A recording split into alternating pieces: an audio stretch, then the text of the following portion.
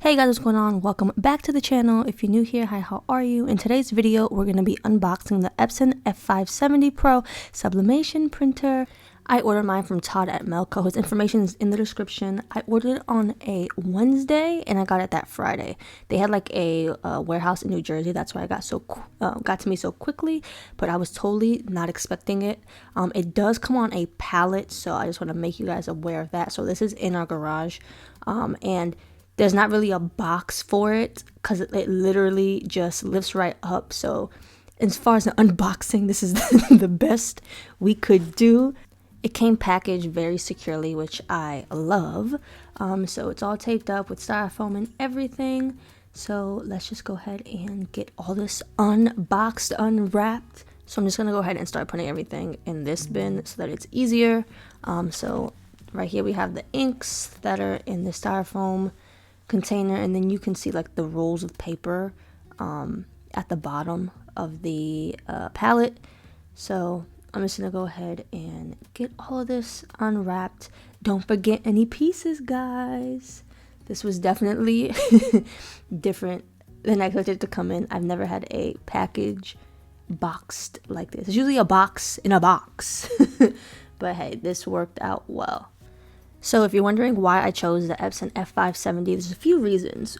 One of the reasons being I always change my mind on what I want to do, and I want to be able to do everything because, like I said, I changed my mind. So this is a 24-inch wide format printer, meaning it can print 24 inches by however long you need it to be.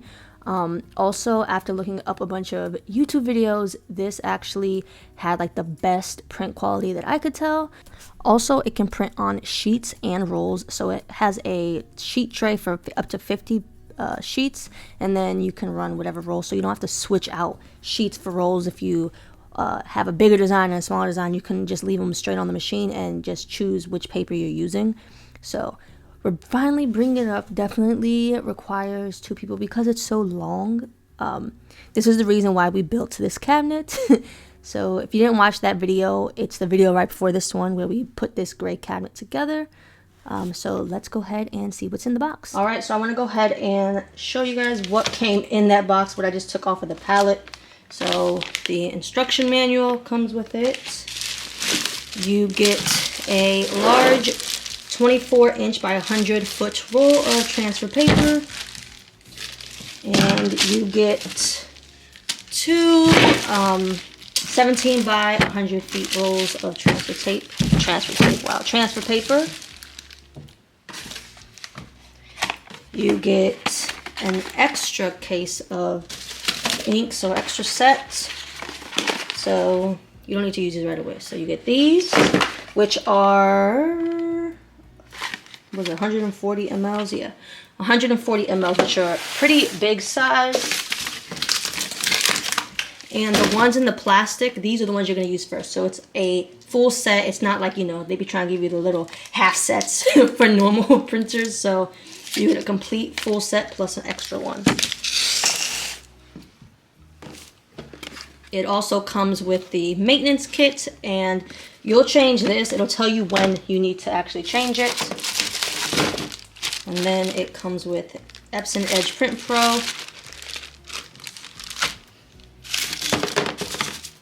the power cord, some styrofoam, and this is the tray.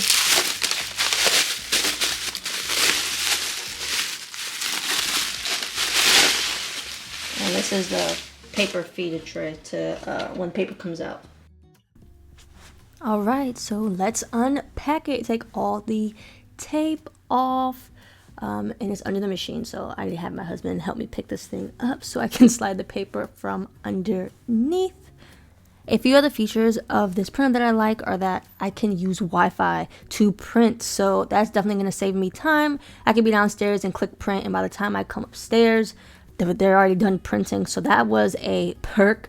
Also, you can use like Photoshop, Silhouette, Studio, any pretty much designing software you can use to print, and the printer already mirrors the images for you, which I thought was super awesome. One less thing to forget. Definitely a lot of tape, but I want to note this right here. I was trying to read that note, but it's pretty much telling you that there is a orange like key on the inside, and I'm thinking it's similar to like my DTG, where that's a key that locks the like print head or something in place. I'm not 100% sure, but that's what I'm thinking it is. That way if you ever move, you have it. So I would keep it just in case. Like I said, I'm not 100% sure, but I would just keep it. If I was moving, I really do think it's a cartridge lock, so that your print head doesn't get messed up in moving. So again, for the 1,000th time, do not throw this away. I would keep this.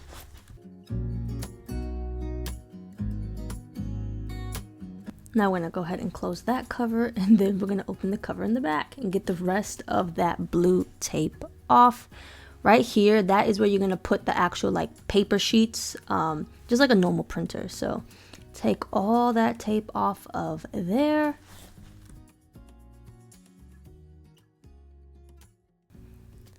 And to open that back part, that's where like the rolls are gonna go. That blue little bar you saw me push up, that's how you're gonna open that back tray. That's where the rolls of paper go. But just make sure you get all that styrofoam out, all the tape out. You don't want to forget anything. Get it all out.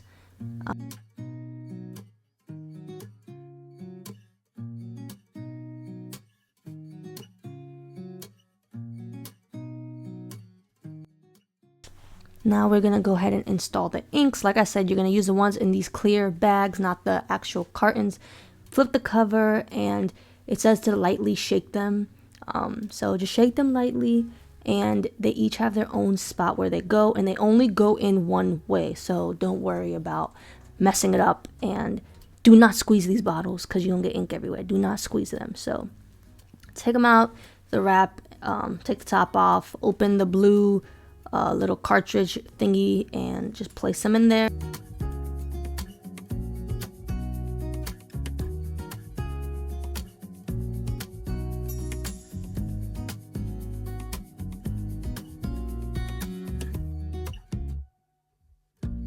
I'm over here trying to figure out which way this goes. I was looking at it like, I'm pretty sure it only goes in one way, but I wanted to make sure I was doing it right. And I didn't want ink to spill, but it only goes in one way. So you see how it fills up at the bottom, so you can see how much ink is getting filled, and it automatically stops on its own. So you don't have to worry about it overflowing. It'll stop by itself. So you're just going to fill them all up. And like I said, see the black, magenta, yellow, cyan, put them in their corresponding spots, and just put one at a time till they fill up. Also, do not throw the inks away at this point. There's still ink left in them after you do these 4 initial fill-ups, but it's going to charge the ink, and then you're going to have to refill it again. So do not throw these away, just put them to the side.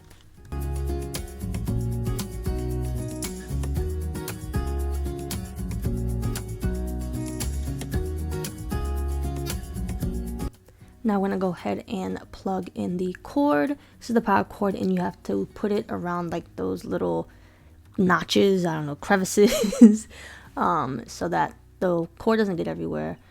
It has a spot for them, might as well use them, and then we're just going to plug it straight into the wall.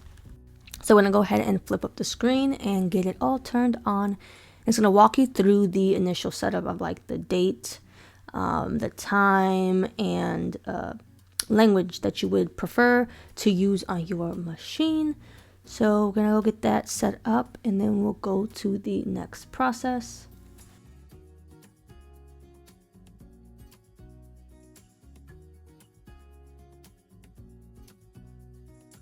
After the basic setup, it's gonna ask you about the inks, if you put the inks in yet, or how to install the inks, but we already did that. And then it's gonna charge the ink. And what that means is pulling the ink into the printer, meaning you see how your ink levels went down. So that's what it's doing for those. It was about 30 minutes. So when it's done with that, I'm gonna go ahead and set up my Wi-Fi so I can print directly from my computer.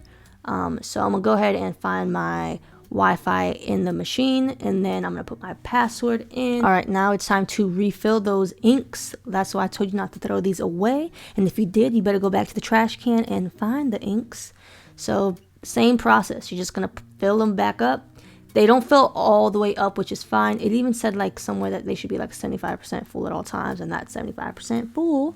So I'm just filling them back up, and then you can throw them away. Now you can officially throw them out. We need to go to EPSON's website to download the driver. So F570, type that in, and we'll go. It doesn't really matter, they're both the same.